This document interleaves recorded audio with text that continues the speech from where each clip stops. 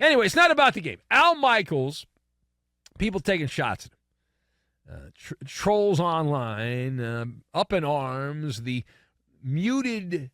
calling it the muted commentary of Al in the Amazon.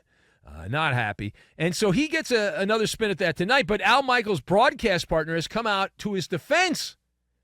So if you didn't hear about this, and maybe not, Kirk Herbstreit, doing a recent interview, he had a lot to say about the Thursday night experience. Now, NFL games on Thursday night, typically they put the trash out on Thursday night. It's trash day. And the trash men come by, and they pick the trash up there on Thursday at night. But Kirk Herbstreit says that the Thursday night atmosphere on Thursday night falls short of the Saturday college games that he does and also the Sunday primetime NFL experience. He said, quote, "I've noticed that Al Michaels is very much like me," Herbstreit opined. "When the game warrants excitement, he brings excitement," close quote. So let us discuss the question, how are Kirk Herbstreit's comments going to fly at NFL headquarters on Park Avenue? So I've got Internal Revenue Service, Chris Collinsworth, and Good Neighbor. And we will combine all of these things together. We're going to put them all together, and we're going to put them in the basket. What's in the basket? You'll find out. You'll find out. So, number one. All right. The people behind the Shield, they're thin-skinned. But you already knew that, right? You already knew. They're thin-skinned. So I understand the effort as I psychoanalyze these quotes that Herbie was trying to stand by Al Michaels. I defend Al Michaels every week. We come in here after Thursday Night Football, and there's some story about Al Michaels screwed up. He said Veterans Stadium instead of the actual stadium that they were playing in, the link, and people they go nuts. They go crazy with their Al Michaels hate, and I defend Al Michaels. But what Kirk Herbstreit said, though, has a deeper meaning as you psychoanalyze the words here. It's not going to play well.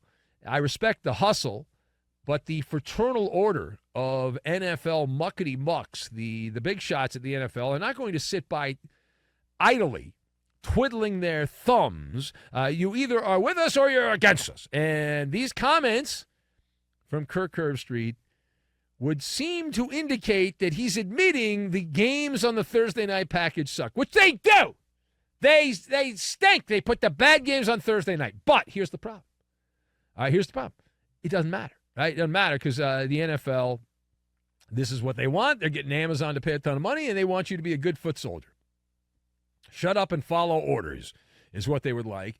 So you look at Herbstreit, he's still seen as like the college guy. He's not really an NFL broadcaster. He sucks up to all the quarterbacks on these NFL games, is making excuses for Bryce Young when they had Carolina a couple weeks ago.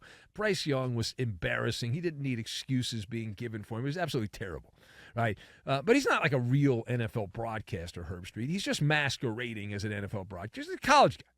That's his wheelhouse. He's one of the top college football analysts out there, but he's not an NFL analyst, and so he's dabbling in this foreign land, and he's got his machete out and all that stuff, and speaking the way that he spoke about the NFL Thursday night schedule will cause the National Football League to contact the Internal Revenue Service, better known by their initials, IRS, and have an IRS-style audit of the Amazon broadcast.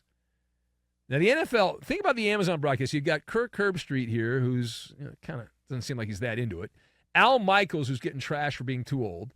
And Carissa Thompson, who's getting killed by the other sideline reporters because she said like 10 years ago she made something up, and they're getting all upset. So they're all up in arms there. The NFL would prefer that you at least pretend like the games are good. They want you to fake it till you make it. And it's kind of like announcing you're in a restaurant and you're the manager of the restaurant and you announce there's a cockroach in the pigskin soup on table 4. Now, even if there is a cockroach in the soup on table 4, you don't necessarily want to announce that to the entire restaurant. It doesn't play well in Mudville. Now, second part of this, we pivot over to New Orleans, and that is where the Saints are spinning out of control in this sewer of mediocrity. And Derek Carr, nothing to brag about Derek Carr. Man alive, he appears to have had enough with the media. Not happy. Now, what is my evidence on this? Derek Carr, he got a little prickly with the media. And a Saints reporter he was not happy with, what is this about in particular? There was a question over how to fix the red zone issues for the New Orleans football team. Carr's response was, you're going to keep asking the same question. I'm not going to give you a lot of words.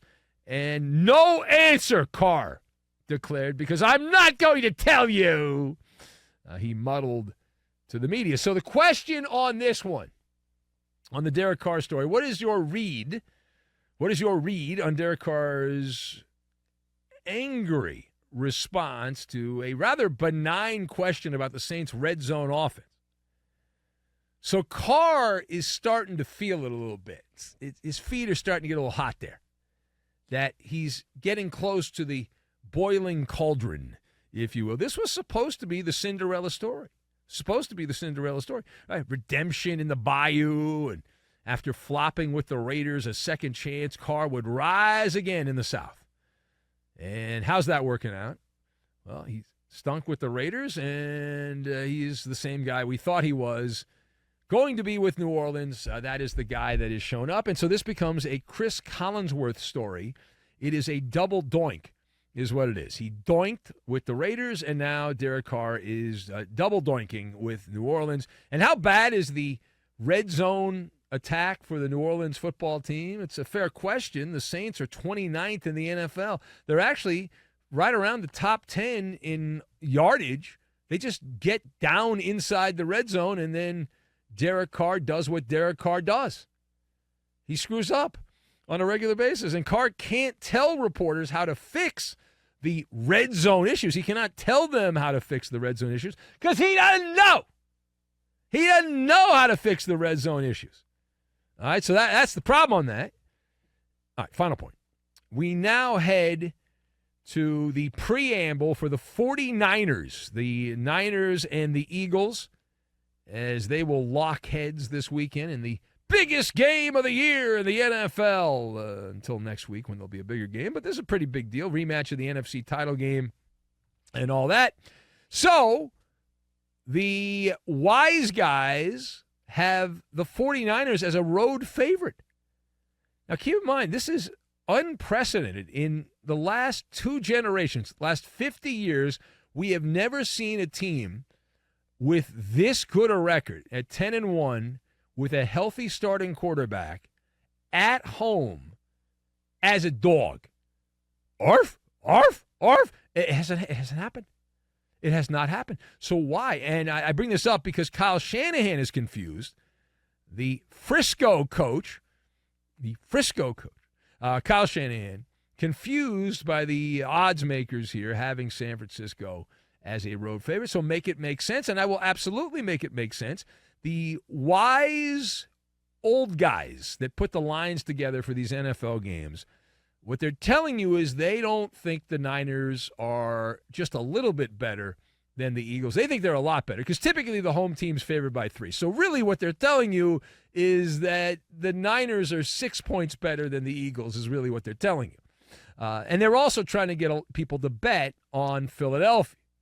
They're like, well, we need more money on Philadelphia. And the whole thing here, and they're trying to encourage the money to go on the Eagles. And it's like our friend, our good neighbor, well, it's not my neighbor, but if you lived in Cleveland, Charles Ramsey, this is a dead giveaway. It is a dead giveaway.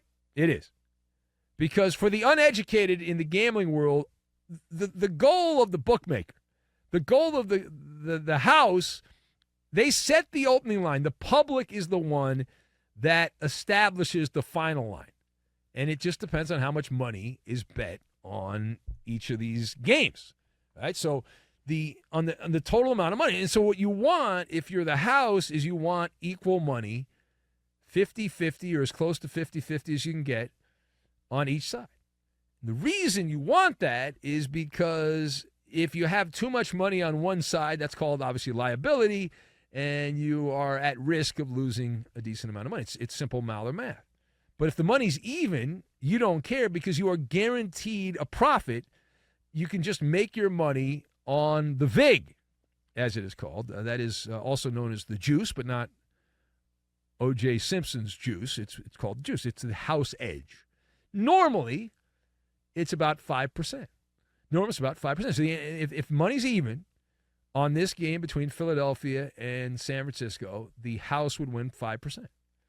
And no matter what. And they'd pay out a bunch of money to a bunch of people who bet on the team that wins, and then the other team, they take their money. But at the end, they end up with 5%. And they're happy with that. If you can make a 5% profit on every game, you're doing pretty good. You're doing pretty good.